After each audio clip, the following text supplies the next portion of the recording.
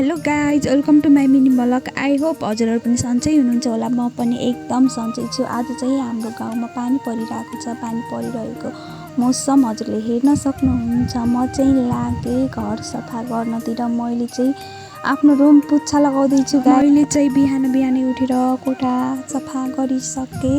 बिहान उठ्दा चाहिँ पानी परिरहेको थियो। पानी परिरहेको थियो। पानी परिरहेको छ अझै पनि बाहिरतिर। मैले चाहिँ कोठा सफा गरिसकेँ। कोठा सफा गरिसकेपछि म चाहिँ लागेँ आफ्नो कपडाहरू निकाल्न। बेडसिटहरू निकालेर धुनको लागि रेडी पारेँ। मैले चाहिँ चल्लालाई हेरिरहेको छु चारो पानी छ कि नै भनेर। पानी पनि रहेनछ। पानी हालिदिएँ चल्लाको लागि। पानी हालिदिएँ। पानी हालिसकेपछि पानी बसालिदिएँ लगेर। अनि चारो पनि हालिदिएँ चल्लाको लागि। बाहिर पानी पनि फाटिसकेको छ। अहिले चाहिँ अलिक क्लियर मौसम भइसकेको छ।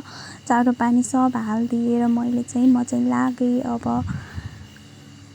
मैले चाहिँ खानामा के पाकेको छ भनेर हेरेँ। खानामा चाहिँ कटहर पाकेको रहेछ।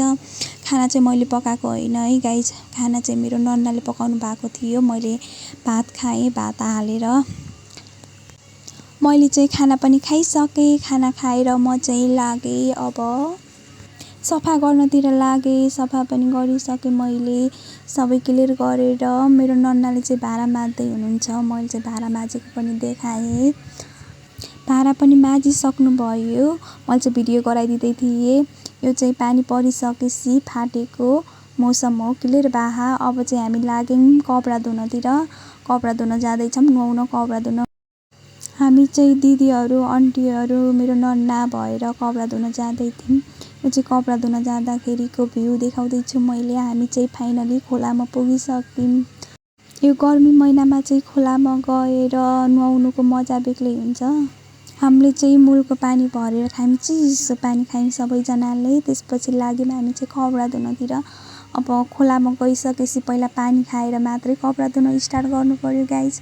कपडा धोइसकेर मैले चाहिँ लागेँ कपडा पखाल्नतिर। हाम्रो कपडा पखालिसकेपछि क्लियर भयो। त्यसपछि हामी चाहिँ सबैजनाले नुहाइ धुवाइ गरेर हामी चाहिँ घरतिर लाग्यौँ। घर आएर म चाहिँ सुतेँ। सबैलाई बाई बाई।